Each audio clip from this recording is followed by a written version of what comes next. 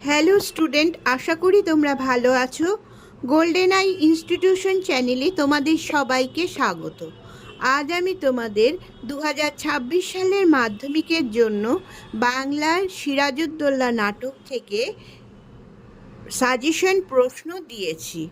আমার আজকের এই ভিডিওটা যদি ভালো লাগে তাহলে অবশ্যই লাইক শেয়ার করো, আর কোনো নতুন স্টুডেন্ট হলে চ্যানেলটাকে সাবস্ক্রাইব করো। তাহলে চলো পড়ানোতে যাওয়া যাক। স্টুডেন্টস, আজকে আমি তোমাদের 2026 সালের মাধ্যমিক পরীক্ষার জন্য বাংলা নাটক সিরাজউদ্দৌলা থেকে প্রশ্নের সাজেশন দিয়েছি। তার আগে আমরা বিগত বছরগুলোতে কোন লাইনগুলো থেকে প্রশ্ন এসেছিল একটু দেখে নিই। মাধ্যমিক 2017 সালে এসেছিল দুটো করে প্রশ্ন দেয়, প্রত্যেকবারই দুটো করে প্রশ্ন দেয়, একটা লিখতে হয়। 1 নম্বরে এসেছিল সিরাজউদ্দৌলার নাট্যাংশ অবলম্বনে সিরাজউদ্দৌলার চরিত্র বৈশিষ্ট্য আলোচনা করো, আর 2 নম্বরে এসেছিল কিন্তু ভদ্রতার অযোগ্য তোমরা, এই লাইনটা থেকে প্রশ্ন এসেছিল। মাধ্যমিক 2018 সালে বাংলা শুধু হিন্দুর নয়, বাংলা শুধু মুসলমানের নয়, মিলিত হিন্দু মুসলমানের মাতৃভূমি গুলবাগ এই বাংলা, এই লাইনটা থেকে এসেছিল প্রশ্ন, 1 নম্বর প্রশ্নটা। আর 2 নম্বরটা এসেছিল মুন্সিজি এই পত্রের মর্ম সভাসদদের বুঝিয়ে দিন।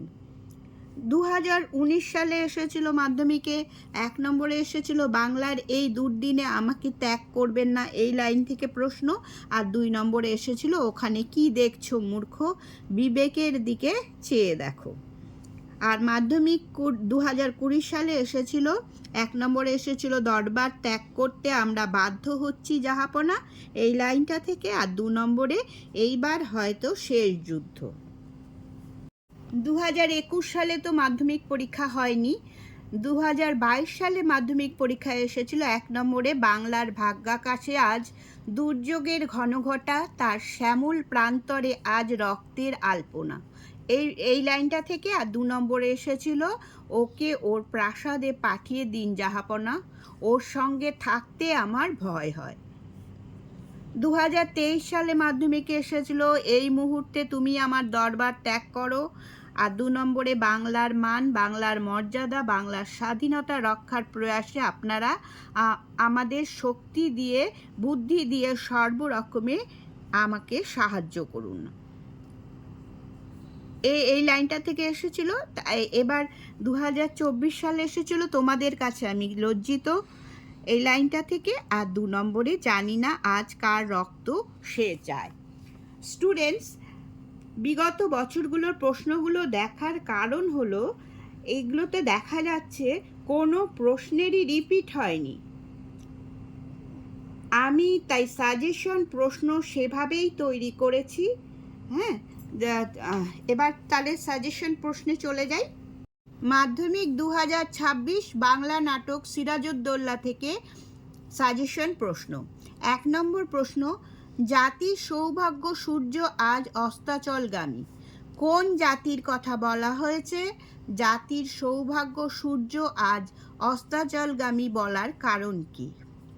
2 নম্বরে দিয়েছি আমরা নবাবের নিমক বৃথায় খাই না, এ কথা তাদের মনে রাখা উচিত, এই লাইনটা থেকে আমি প্রশ্ন দিয়েছি। আমরা বলতে কাদের বলা হয়েছে, তাদের একথা বলার কারণ কি? 3 নম্বরে দিয়েছি আমার এই অক্ষমতার জন্য তোমরা আমাকে ক্ষমা করো, বক্তাকে, বক্তা কাদের কাছে কোন অক্ষমতার কথা প্রকাশ করেছেন? 4 নম্বর, আমার রাজ্য নাই তাই আমার কাছে রাজনীতিও নাই, আছে শুধু প্রতিহিংসা, কে কাকে উদ্দেশ্য করে কথাটি বলেছেন? বক্তার প্রতিহিংসার বিষয়টি বুঝিয়ে দাও। 5 নম্বরে দিয়েছি আর কত হেয় আমাকে করতে চান আপনারা, বক্তা কে, কাদের উদ্দেশ্য করে বক্তার এই উক্তি, বক্তার এমন মন্তব্যের কারণ কি? 6 নম্বরে দিয়েছি আজ বিচারের দিন নয় সৌহার্দ্য স্থাপনের দিন, বক্তা কে, বক্তার কার উদ্দেশ্যে এই উক্তি করেছেন, উক্তিটির তাৎপর্য লেখো। দেখো এখানে যে পার্ট বাই পার্ট প্রশ্ন আছে না, নাম্বারেও কিন্তু এভাবেই ভাগ থাকবে। ধরো 1 এটায় 1, এটায় 2 এরম থাকবে, বা এটায় মানে কোনো একটা ছোট থাকলে সেটায় 1, বড়টায় 3, এরম করে ভাগ করা থাকবে নম্বর। 7 নম্বর প্রশ্নে দিয়েছি, বাংলায় আমি এমন আগুন জ্বালাইব যাহা গঙ্গার সমস্ত জল দিয়েও নেভানো যাইবে না। বক্তা কে? বক্তার এমন মন্তব্যের কারণ কি? 8 নম্বর প্রশ্ন, মনে হয় ওর নিঃশ্বাসে বিষ, ওর দৃষ্টিতে আগুন। বক্তা কে? উদ্দিষ্ট ব্যক্তির চরিত্র আলোচনা করো। মানে কার সম্বন্ধে এইগুলো বলা হয়েছে? উদ্দিষ্ট ব্যক্তি বলতে কার সম্বন্ধে এগুলো বলা হয়েছে। এটারই একটা অথবা প্রশ্ন দিয়েছি, বলতে পারো ওই ঘসিটি বেগম মানবী না দানবী? কে কাকে এই উক্তিটি করেছে? উদ্দিষ্ট ব্যক্তির চারিত্রিক বৈশিষ্ট্য লেখো। এখানে দেখো, ঘসিটি বেগমের চরিত্র মানে তোমাদের চারিত্রিক বৈশিষ্ট্য মানে চরিত্র সম্পর্কে পুরো তোমাদের পড়া হয়ে যাবে। কিন্তু এই ঘসিটি বেগম চরিত্রটাও কিন্তু এবার ইম্পর্টেন্ট, আলাদা করেও আসতে পারে বা এরম প্রশ্ন দিয়েও আসতে পারে। ঠিক আছে, প্রশ্ন দিয়ে আসার সম্ভাবনাই বেশি। 9 নম্বর, সেদিন যে দণ্ড আপনারা দেবেন আমি মাথা পেতে নেব। উক্তিটির বক্তাকে এবং তিনি কাদেরকে কথাগুলো বলেছেন? বক্তা কোন দিনের প্রতি এমন ইঙ্গিত করেছেন? 10 নম্বরে, আমার সহিষ্ণুতাই আপনাদের স্পর্ধা বাড়িয়ে দিয়েছে। কাকে উদ্দেশ্য করে বক্তা উক্তিটি করেছেন? বক্তা সহিষ্ণুতার পরিচয় দাও। আর চরিত্রর মধ্যে আমি দিয়েছি 11 নম্বরে, সিরাজদৌল্লার চরিত্র এবার খুব ইম্পর্টেন্ট। লুৎফা সিরাজদৌল্লার পত্নী, ওর চরিত্রটাও এবার ইম্পর্টেন্ট। আর মীর জাফরের চরিত্র। এবার দেখো, এই তোমাদের এই সাজেশন প্রশ্নগুলো তৈরি করার পরেও তোমরা যদি মনে করো যে আমরা এর আগের বছরের যে বিগত বছরের যে মাধ্যমিকের প্রশ্নগুলো আছে সেটার থেকেও কিছু প্রশ্ন আমি তৈরি করব, তাহলে আমি কয়েকটা প্রশ্ন তোমাদের দিয়ে দিচ্ছি। মাধ্যমিক 2017 সাল থেকে তোমরা এই 1 নম্বর প্রশ্নটা তৈরি করবে। এ দেখো, সিরাজউদ্দৌলার নাট্যাংশ অবলম্বনে সিরাজউদ্দৌলার চরিত্র, আমি এমনিতেও দিয়েছি সিরাজউদ্দৌলার চরিত্র, তাহলে এই প্রশ্নটা তোমরা তৈরি করবে।